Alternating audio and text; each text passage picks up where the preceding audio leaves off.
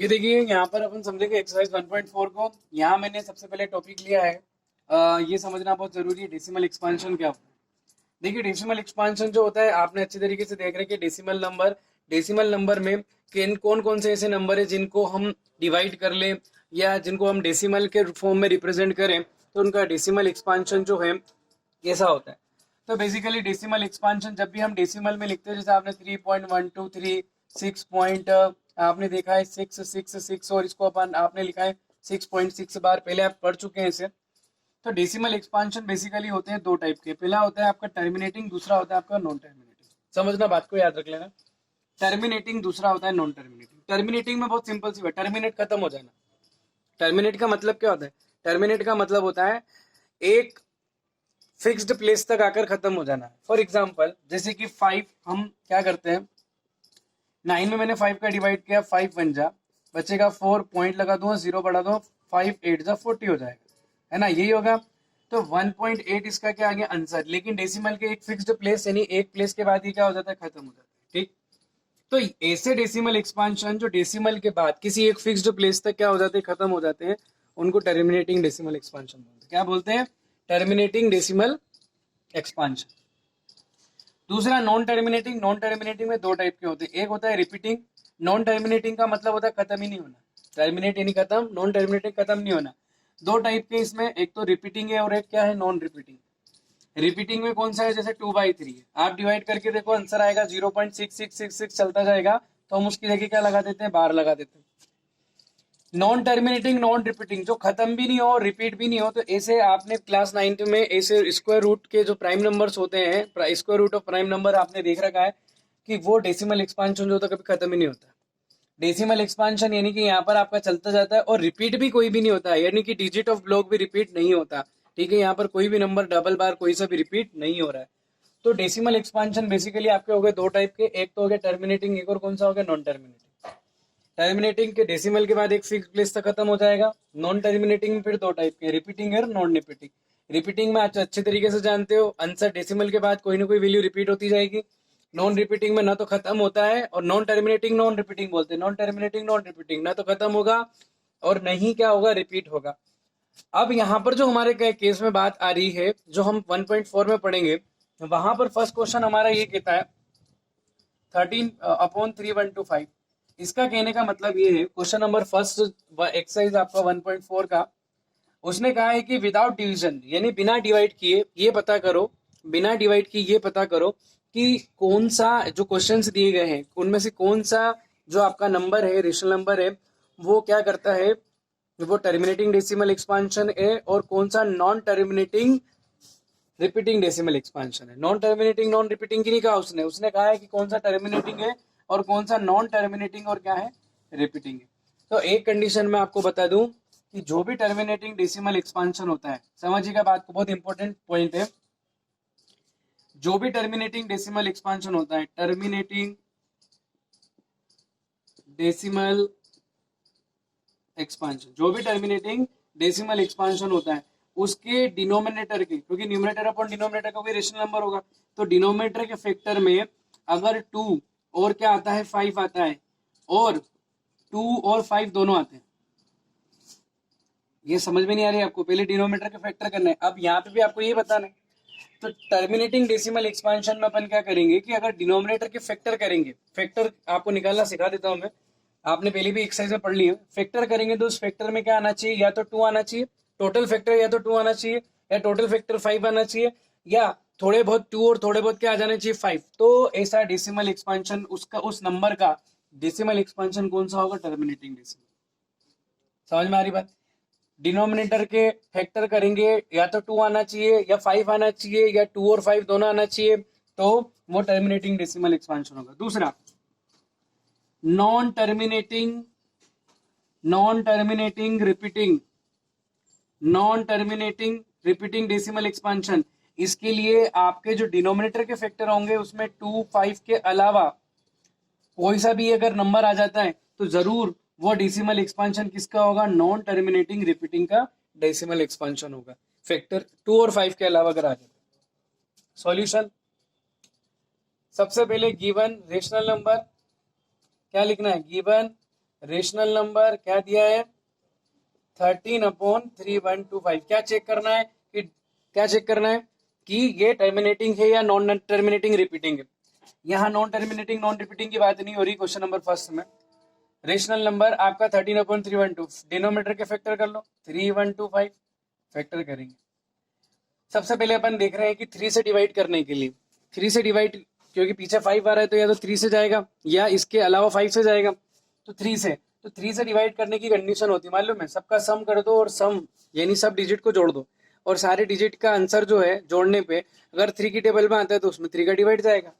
तो 5 और 2 7, 7 और 1 8, 8 और 3 11, 11 3 की टेबल में नहीं आता इसलिए 3 से डिवाइड जाएगा नहीं, 5 से जाएगा। 5 6 जा कितना 30, 31 है तो आया कितना 30, एक और बचा, एक और कहाँ लगा देंगे 2 के आगे तो ये बन जाएगा 12, 5 2 जा 10 बच गया 2, 5 5 जा कितना 25, ठीक है।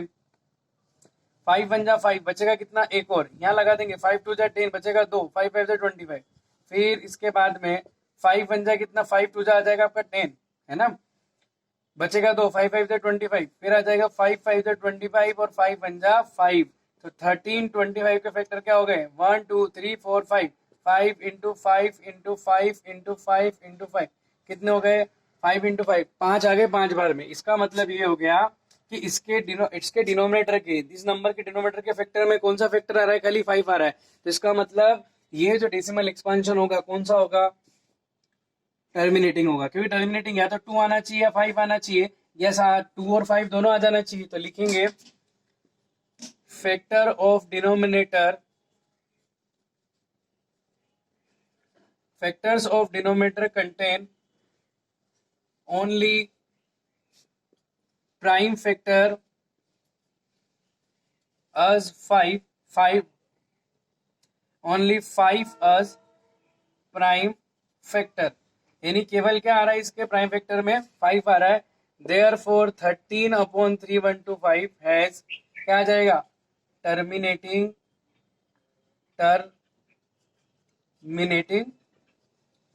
डेसिमल एक्सपांशन आ जाएगा ना, टर्मिनेटिंग डेसिमल एक्सपांशन हो जाएगा। ये हो गया आपका फर्स्ट का फर्स्ट। केवल आपको इतना सा चेक करना है, डिनोमिनेटर के फैक्टर निकालना है और डिनोमिनेटर के फैक्टर निकाल के आपको क्या करना है यहाँ पर बताना है, ठीक है। ऐसे हम क्वेश्चन नंबर सेकंड लेके चलते हैं। क्वेश्चन नंबर सेकंड हमारा आ रहा है 17/8, बहुत इजी क्वेश्चन है और यहाँ आ रहा है अपना 17/8 क्वेश्चन नंबर सेकंड। अगला क्वेश्चन हमारे पास 17/8 है। 17/8 है, सबसे पहले क्या काम करेंगे 17/8 में हम डिनोमिनेटर के फैक्टर निकालते हैं। डिनोमिनेटर के फैक्टर 8 2 2 जा 2 4 जा 8, 2 2 जा 4 और 2 1 जा 2, तो 8 जो है वो हो गया 2 इंटू 2 इंटू कितना हो गया 2। लिखेंगे factor of denominator has only 2 as prime factor, therefore 17/8 has क्या होगा इसमें टर्मिनेटिंग डेसिमल एक्सपांशन, ठीक है। ये हो गया। इसी तरीके से आपको क्या करना है सारे क्वेश्चन को सॉल्व करना है और उसमें से आपको पता करना है कि कौन सा होगा या कौन सा नहीं होगा। थर्ड क्वेश्चन मैं आपको यहाँ करा देता हूँ। थर्ड क्वेश्चन आपका है 64/455, ठीक है।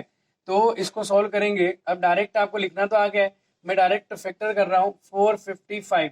सबसे पहले तो अपन इसको देखते हैं, पीछे 5 है तो क्या 3 से जा रहा है क्या, सम करो 5 5 10, 10 और 4 कितना हो गया 14, नहीं जाएगा। 5 से डिवाइड करेंगे 5 9 जा कितना आ जाएगा 45 और 5 1 जा 7 से 13 7 51 और 13 एकम कितना हो जाएगा 1 हो जाएगा, ठीक है। तो यहाँ आ जाएगा 455 के फैक्टर हो गए आपके 5 इंटू 7 इंटू 13, ठीक है। Since denominator contain 7 and 13 as a factor, denominator के अंदर 5 के अलावा कौन सा फैक्टर है 7 और 13 भी है। देयरफॉर क्या लिखेंगे अपन 64 अपॉन में यहाँ लिख देना आप factor of denominator has the prime factor are 5 7 and 13, therefore 64 क्या क्या लिखोगे factors of denominators have prime factors 5, 7 and 13 as prime factors. Therefore 64 upon 455 will not be a terminating, या लिख सकते हैं will be non-terminating decimal expansion. ये क्या होगा? एक नॉन टर्मिनेटिंग डेसिमल एक्सपांशन होगा. ये कौन सा था? अपना क्वेश्चन नंबर 3 था. आई होप कि इस तरीके से आपको क्वेश्चन समझ में आ गए हैं. आप फैक्टर करते जाएंगे और सारे क्या कर देंगे? सॉल्व करते जाएंगे. ठीक है, तो सारे क्वेश्चन में आपको यही करना है. जो टर्मिनेटिंग है उसके लिए टर्मिनेटिंग कब होगा? जब प्राइम फैक्टर में या तो 2 आएगा या क्या आएगा? 5 आएगा, या 2 और 5 दोनों. अगर 2, 5 और किसी एक क्वेश्चन में डिनोमिनेटर के फैक्टर में 2, 5 के अलावा अगर बहुत सारे आ जाते हैं तो इसका मतलब वो क्या होगा? आपका नॉन टर्मिनेटिंग डेसिमल एक्सपांशन होगा. ठीक है, एक क्वेश्चन आपका यहाँ पर बनता है 6/15, जो कि क्वेश्चन नंबर आपका क्या है? 8th है. मैं आपको केवल यहाँ पे इसकी हिंट दे रहा हूँ. क्वेश्चन नंबर आपका 8th है, 6/15. पहले ये सिंप्लीफाई हो रहा है तो पहले अपन उसको सिंप्लीफाई करेंगे. तो 3 2 जा और ये आ जाएगा 3 5 जा, यानी सिंप्लीफाई जो होगा वो हो जाएगा 2/5.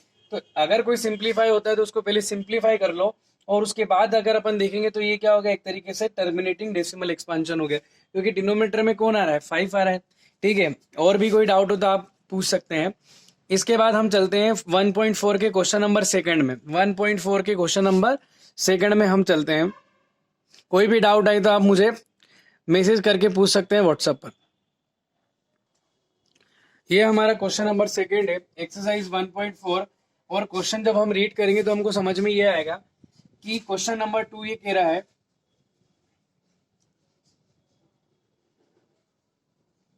क्वेश्चन नंबर 2 ये कह रहा है कि फर्स्ट क्वेश्चन में हमने जितने भी क्वेश्चन सॉल्व किए, फर्स्ट क्वेश्चन में जितने भी हमने क्वेश्चन सॉल्व किए